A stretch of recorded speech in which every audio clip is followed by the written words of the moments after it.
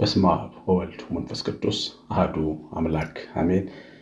ተወዳጆች የእግዚአብሔር ልጆች ብሩካን ጌታችን አምላካችን መድኃኒታችን ኢየሱስ ክርስቶስ የወደዳችሁ ዕዳ በደልን ሲከፍል ዕዳ የከፈለለት ሕዝብ የሆነን የዳነ ሕዝብ ያደረጋችሁ ሀብተ ወልድ ስመ ክርስትናን የሰጣችሁ እግዚአብሔር ልጆች ተብላችሁ ትጠሩ ዘንድ አብ እንዲህ ያለው ፍቅር የሰጣችሁ የመንግስቱ ወራሾች የክብሩ ቀዳሾች ያደረጋችሁ ሁላችሁ እንደምን ቆያችሁ? ሁሉን የሚችል አምላክ ጌታ ኢየሱስ ክርስቶስ ከሰማይ አባቱ ከአብ ሕያው ከሚሆን ከመንፈስ ቅዱስ ጋር በአንድነቱ በሦስትነቱ የተወደደ የተመሰገነ ይሁን። እግዚአብሔር ብሩካን አንድ ካህን እያገዝን ነው። ሁለት እግራቸው የተቆረጡ ካህን በዲያቤቲክ ምክንያት በስኳር ህመም ምክንያት ቤት የወደቁ ካህን እግዚአብሔር ልኮልናል። ለአጋፔ ቤተሰቦች እንግዳችን ናቸው። ለአንድ ሳምንት ያክል በደንብ አስተባብረን እንረዳቸዋለን። የ9114138 ስልኬ ነው። በረከት ተካፈሉ። ግዴታችን ነው። እግዚአብሔር ልጆች ክርስትናችንን እምነት ከስራ ጋር ነው። እግዚአብሔር ልጆች የሚያስፈልገው ታውቃላችሁ። ይህን አሳስባለሁ። ቅድስት ሀገር ኢየሩሳሌም ነገና ለ10 ቀን ጉዞ እንደዚህ ዋለን ተሳስበን እንሄዳለን። ስብሐት ለእግዚአብሔር በሰማያት ብለን በገና ቀን በልደቱ ስፍራ ቤተልሔም ቆመን እናከብራለን።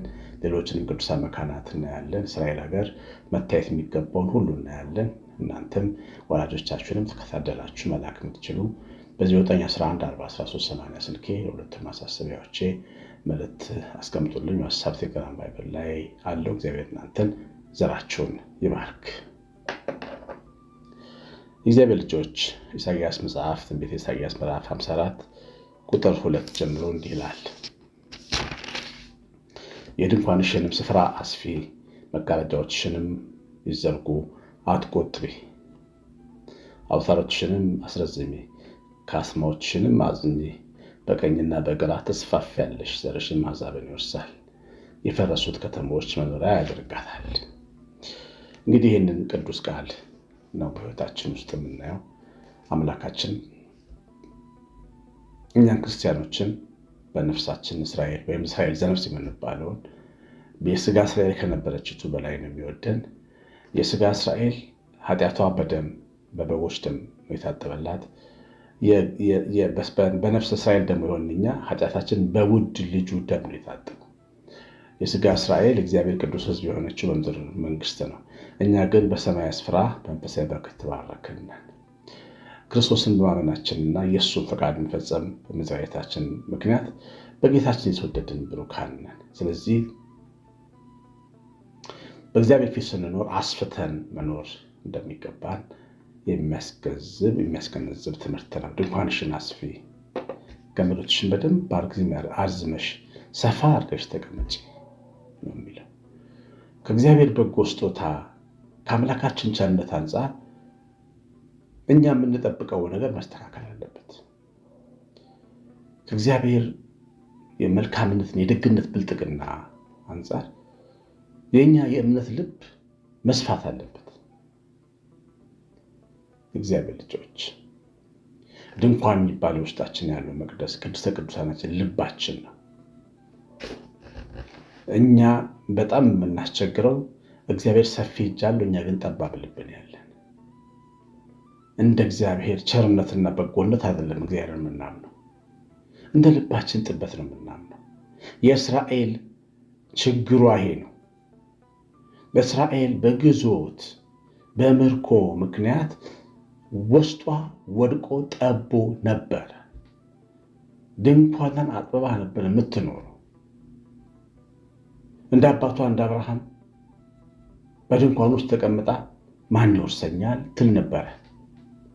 አብርሃም የሁላችን አባት ኦሪት ዘፍጥረት 15 ላይ ስታነቡ በድንኳን ውስጥ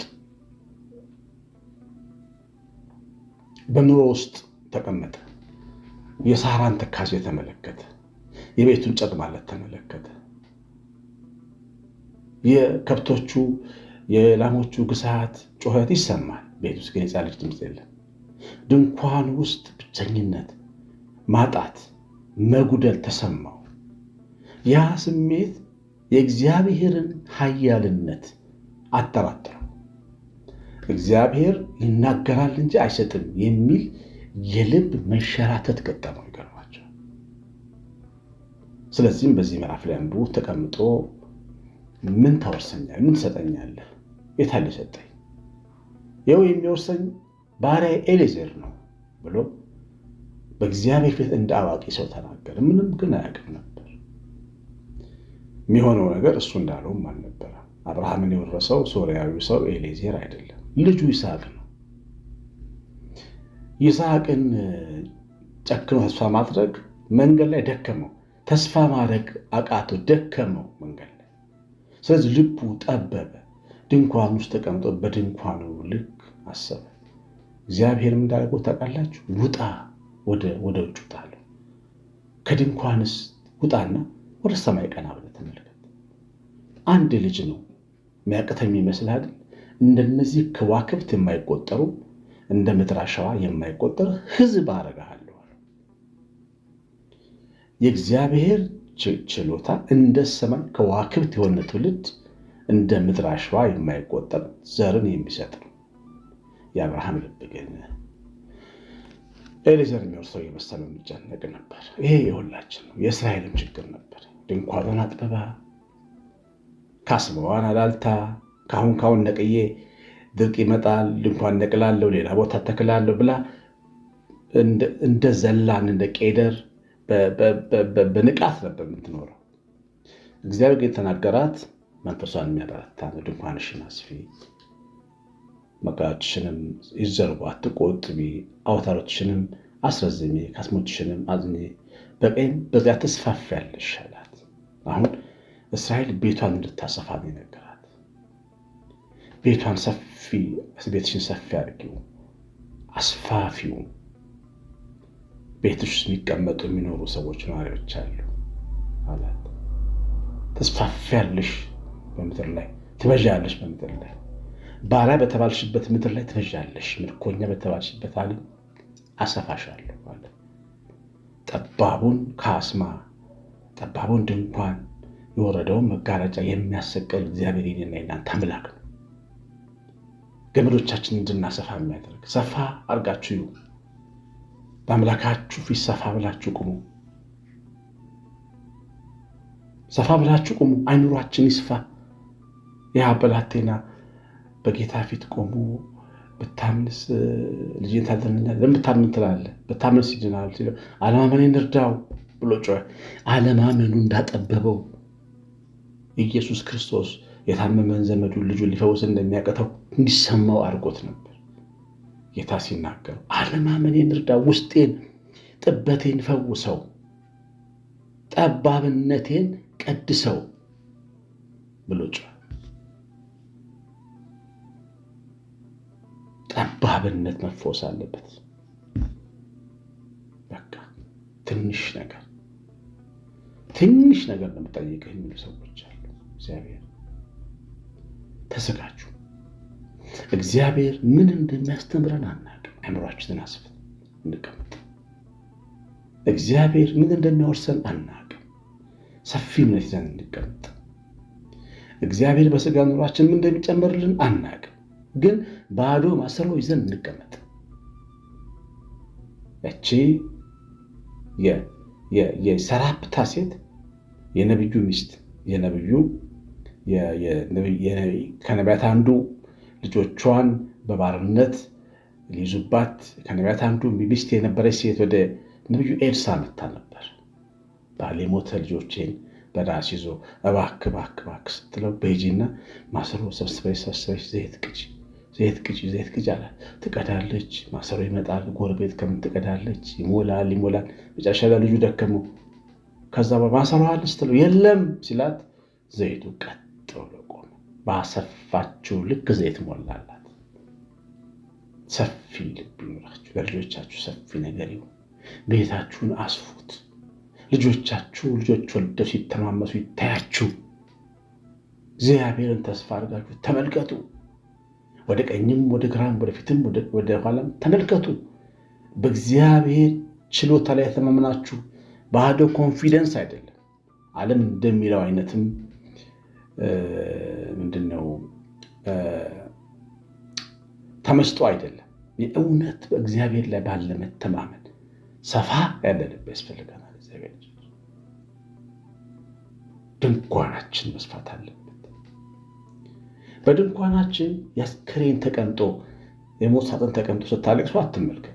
ሰርግ ስትደግሱ ተመልከቱ። እግዚአብሔር አምላኬ ነው፣ ሰርግ ደግሳለሁ በሉ። ልጆቼን አስመርቃለሁ፣ ልጆች አጫውታለሁ እዚህ ላይ በሉ። ድንኳናችሁን አስፉ። እግዚአብሔር ልጆች፣ እግዚአብሔር ያደርሳችኋል።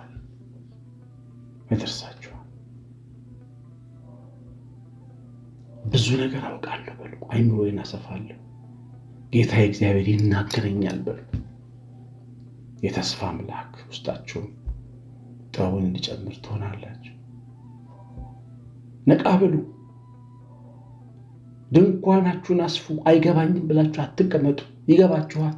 ለምንድን ነው የማይገባችሁ? እናንተ እኮ በእግዚአብሔር ምሳሌ አርአያ የተፈጠራችሁ እኮ ናችሁ። ለምንድን ነው የማይገባን? ምን ይከለክለዋል እንዳይገባን? የሚሰራ መንፈስ ቅዱስ ነው። ለእሱ የሚሳነው ነገር የለም። ማመንና መቀመጥ መማር ነው። ይገባናል። ለምን አይገባን? ድንኳናችሁን ስትሰጡ ብዙ በረከት ቤታችሁ እንደሚገባ ምናችሁ ስጡ። ካስማችሁን አጥብቁ። ገመዳችሁን አርዝሙ። ብዙ ይቀበላሉ በሉና ደግሞ በደንብ ስጡ። የዘራ ያጭዳል፣ ያልዘራ 5 ሳንቲም አያገኝም። ዝሩ፣ ስጡ። ደግነት፣ ልግስና አይለይ በሕይወታችሁ። እግዚአብሔርን መፍራት፣ ልጆችን መጎብኘት፣ ፍቅር ሕይወታችሁ ላይ ይዘራ። እግዚአብሔር በብዙ የምታጭዱ ያደርጋችሁ። ይህ ድንኳን መስፋት ለመስፋፋት አስፋፋሻለሁ አላት። ትውልዳችንን ብዙ፣ በረከታችንን ብዙ፣ ቅድስናችንን ብዙ፣ የመንፈስ ጥንካሬያችንን ብዙ፣ እግዚአብሔርን ማወቃችን የመንፈስ ጥበባችን ብዙ እየሆን እንመጣለን። በመብዛት ነው የምንባረከው። ደስ የሚል አምላክ ነው ያለን። ብዙ ተባዙ ምድርን ሙሏት ያለ መብዛትን የሰጠን አምላክ ነው ያለን። በፍጹም ጠባሉ አትበሉ። ለእኔም አይሆንም አትበሉ። አትበሉ። ካህን ሊያደርጉኝ ጳጳሱ ጠሩኝና ተንበርከካሉ። እግራቸው ስር የለም አባታችን አልኳቸው። አይሆንም አልኳቸው። አዝዣለሁ ተንበርከካሉ። ተንበረከኩ እና ምን አሉኝ? ሳልዘጋጅ እንዴት ካህን ሆናለሁ? እንዴት ክነቀወጥ እቀባለሁ ስላቸው ተዘጋጅቶ የተቀባ የለም። ተንበርከካሉ። እግዚአብሔር ከጠራ ተንበርከክ። ዝም ብለህ እግዚአብሔር ከሰጠ መስፋት ነው መብዛት ነው እንጂ ለምን ወደኋላ እናፈገፍጋለን? ዳንኤል ክብረት ምን አለ አንድ ጊዜ ሲሰብክ፣ እግዚአብሔር ይስጥልኝ ስትባሉ እንኳን በእምነት አሜን በሉ እንጂ አይገባኝም አትበሉ። ከዜሮ በታች ትትና ይባላል። የማይሰራ ትትና። እግዚአብሔር ሲመርቅ እግዚአብሔር ሰው አሜን ማለት እንጂ አይገባኝም አይባልም። ይስጥህ እንጂ እግዚአብሔር ምን ችግር? ማስፋት ነው። ማሰሮም ማስፋት ነው። ስንመረቅ አሜን ማለት ታ ሲመረቀን አሜን ማለት አለ። የእግዚአብሔር ልጆች በልባችሁ ዓለም ሰፊ ሁኑ። ገና እግዚአብሔር ልቤ ውስጥ ይገባል በሉ። እንደ ቤተልሔም ውስጥ ያድራል በሉ። እንደ ሴም ድንኳን እግዚአብሔር በውስጥ ያድራል በሉ። እግዚአብሔር ልጆች በሉ። ጠዋትና ማታ በሉ። ዓመቱን ሙሉ በሉ። እውነቴን እምላችሁ ሕይወታችን ሲለወጥ እናየዋለን። የእግዚአብሔርን እጅ እንዳስሰዋለን፣ እናየዋለን።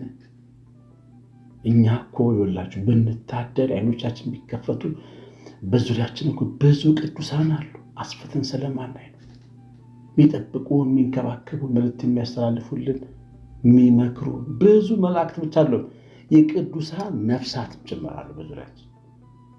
እነሱን ማየት እንጀምራለን። ሰፋ ማድረግ ያስፈልጋል።